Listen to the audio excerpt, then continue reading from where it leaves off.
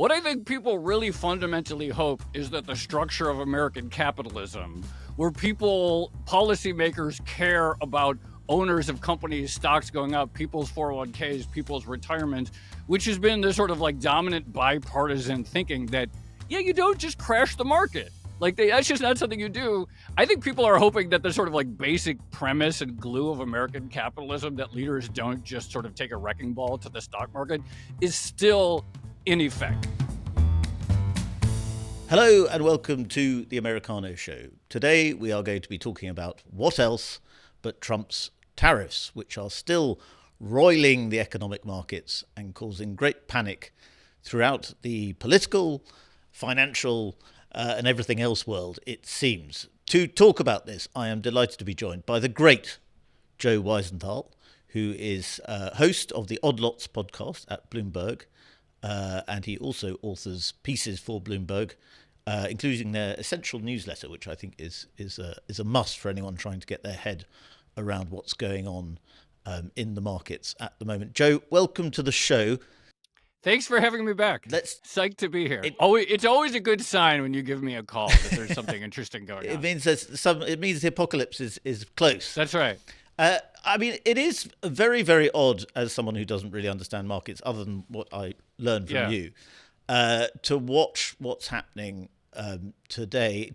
This afternoon, for instance, UK time this afternoon, on Monday, we saw this massive correction going on, and the Nasdaq briefly started going up. I think there was some 4 trillion went back. That's right. Back up, based on, it seems, a TV clip of an interview on Fox, which then turned into a headline, which it turns out didn't exist. That's right. Can you explain what happened there? This whole thing has to be understood, actually, to even talk about this moment. All of U.S. politics and news has to be understood within the context of you have all these influential people on financial TV and on Twitter trying to wish cast onto the president some sort of change in correction. And everyone's trying to flatter him, and everyone's like, oh, you're doing such a great job, but you should do this or that. And so last night, Bill Ackman, the famous hedge fund manager, who's a famous, big supporter of President Trump, said, we really need this 90-day pause. We are all huge supporters of President Trump's efforts to restructure the global trading system, but this is a dangerous path. He's been given some bad information and some bad tactics. He really needs to do a 90-day pause. No evidence that, to be clear, there's zero evidence that President Trump listens to Bill Ackman or anything like that, but, everyone's trying to opine, and everyone's trying to use social media and TV to get the president to, take a different approach. Anyway, he proposed this 90-day pause. Kevin Hassett, the advisor to Trump, was asked on Fox Business, would he consider a 90-day pause? He said no such thing. He did not say yes or anything like that. He's like, the president is going to do what he thinks is best, or some very non-answer like that. Someone retranslated it as President Trump considering a pause. It started running. There were tweets of it. People started tweeting tweets that looked like a classic Bloomberg headline formula with an asterisk and all caps, even though that never ran on the Bloomberg terminal. It became a chyron on CNBC. Reuters cited it, etc. Markets rallied about 10% in a matter of minutes. And when it became clear there was no source of the headlines, the rally was gone. But this is the environment in which all news, politics, and markets is happening in the U.S. right now. And people who work in finance like to talk as though markets are rational, unlike politics, which goes up and down and is all over the place. Markets are responding to non-hysterical forces. But of course, that's complete rubbish, isn't it? Well, I would certainly say that markets are responding to hysterical forces. My weird defense of efficient markets is not that they're, perfect all the time and that they ignore all the noise, but they're very hard to beat, right? And so you could have even looked at that headline and said, you know what, this is not coming from anywhere, so I'm going to go short the market, and then it rallies another 5% and you're taken out by the time that becomes settled wisdom. It is absolutely true that it's very noisy. And when you talk to people who are in the market, there's no question to my mind, this is the most uncertain period in terms of flying blind and what the future looks like from hour to hour, easily since the middle of March 2020. And among the sort of smart set who were trying to or keen to defend Trump's tariffs, one of the arguments was that it was all about the deficit. Right. And Bill Ackman talked about this yesterday, I think Yeah. it was, where he was saying, of course, Howard Lutnick, who is one of Trump's key Yeah. people on this, of course, he's defending this because he's long on bonds, on Yeah. U.S. So, Treasuries. it's funny. None of us went to sleep early last night. Sunday night. And so, I try to usually get to sleep a little earlier. And all of us were just like at our computers until late at night. And apparently Bill Ackman was among us who couldn't log off the internet. And he was really starting to lose it in a way that, he's prone to a lot of posting, which I respect because I am too. But he was like really starting to lose it. And he called out the Commerce Secretary, Howard Lutnick. And he's like, it just clicked to me. Howard Lutnick's firm, Cantor Fitzgerald, is a bond fund, and bonds rally when there's recession. He must go. There's a conflict of interest. He's the one causing the recession. So everyone's like knives are turning against each other, and they're posting online because it's the year 2025. Then he sort of cooled off this morning. He's like, I shouldn't have said that about Howard. And so a little bit of but the tensions are very high, and there's a lot of money at stake, and a lot of people beyond money have essentially like put their reputation. They've gone all in. They're stuck in a trade where they have been saying for the last several months that Donald Trump is brilliant, is going to save the global trading system, save the American economy, etc. So there are a lot of people who both reputationally and financially are deeply invested in this not going pear-shaped. And if the logic of the Trump administration is to get Treasury yields under control, to finally have something to fire at the deficit at some stage. There's this big deficit wall coming up, $7 trillion needs to be pulled back. If that is the logic, so far at least, it's not working. No, so there's really two things. One is if this is all just some scheme to get interest rates lower, which I don't believe, but let's just stipulate that it were for a second. It's actually had modest success. 10-year yields right around 4%. They were a little bit higher earlier in the year, but it's not like we've seen this massive plunge. I don't think that's the case. And actually, I think part of the issue and the concern for the market is we keep getting new reasons for this tariff strategy every single day. So you're like, oh, this is for the deficit, and we have to reduce the deficit, and this will be a new source of revenue. Oh, we have to fund the tax cuts because that's going to stimulate this, so we need to raise revenue for that. So already that's two separate reasons. Oh, it's really important that we rely more on our manufacturing or manufacture more advanced goods in the U.S. and rely less on China. Sure, this is a popular bipartisan consensus not relying on China. How does that explain, say, going after Europe or every other country that they tariff? Oh, well, actually, every country that runs a bilateral trade surplus with the United States is per se cheating. That's evidence that they're not engaged in actual free trade, so we have to retaliate. Okay, well, that's a different argument than the China argument. So you just run down the list, and the problem is not that the problem is not that isn't a good reason for changing our trade policy. The problem is that when you're given like 6 or 7 reasons for changing your trading policy, you can't really believe either one, and you have no idea where it's going to end up or where the goal is.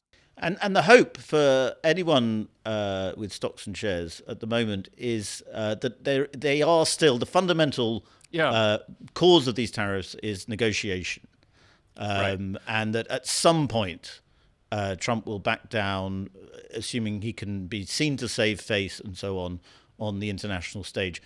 Do you think there's reason to hope for that?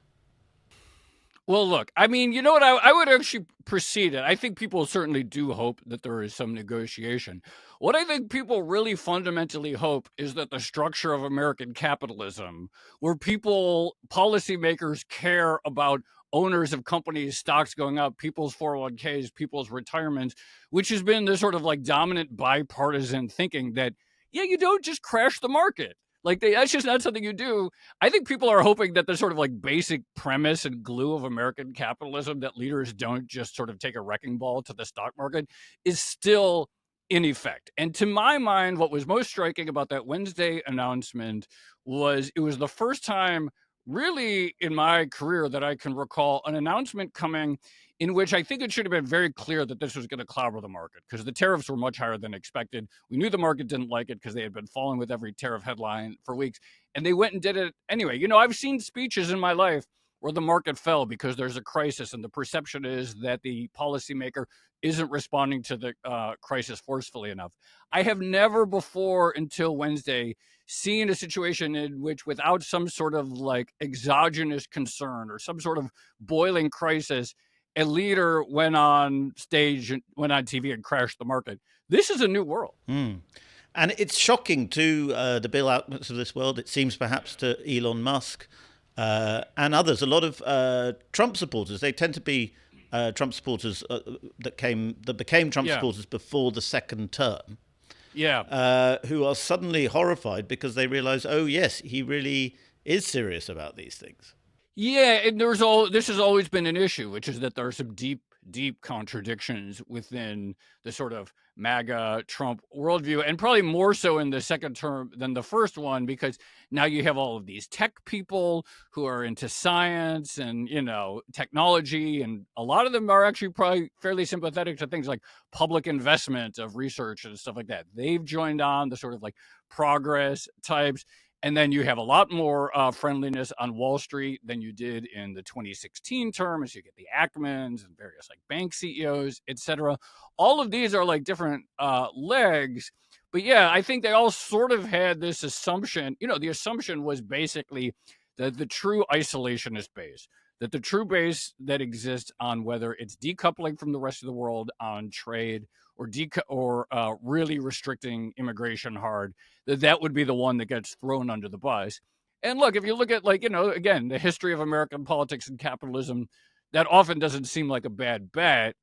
And yet, so far, it's actually been the opposite. We haven't gotten the tax cuts. They may happen at some point. We haven't really gotten any sort of major deregulation, et cetera. We actually have an FTC chief who has said he's continuing the merger guidelines of Lena Khan, who a lot of people consider to be some kind of socialist.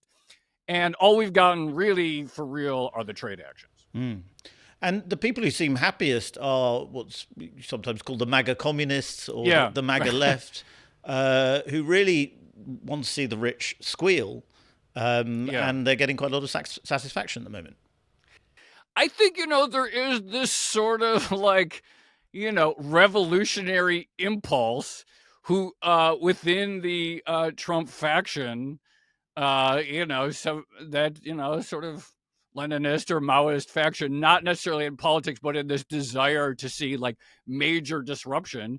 And some people are really into it. I think that like at the end of the day, my view or my guess is that most Americans aren't really on board with that yet. Most Americans are kind of normal, and a lot of people have money in the stock market and so forth. And many people recognize that their continued employment is on some level premised on general lines going up and the lines that we measure them. But the idea that there's this sort of like revolutionary impulse within Trumpism of various flavors, I think they probably are enjoying this more than anyone else, other than, the people who are enjoying covering the news. It's true that a lot of people are invested in the stock market, and a lot of people have these 401 pension funds, 401k pension funds, but that's not the entire American population. Am I right in saying it's about half? Yeah, so it's interesting. This is correct. And ownership financial assets is absolutely extremely skewed to the top 1% or the top 10%. There's no doubt that this is true. But, like roughly half of American households somewhere in that ballpark do have some exposure. It's probably more if you add in people who implicitly have connection because they have a pension fund that's funded in part by private investments, and so maybe they don't personally.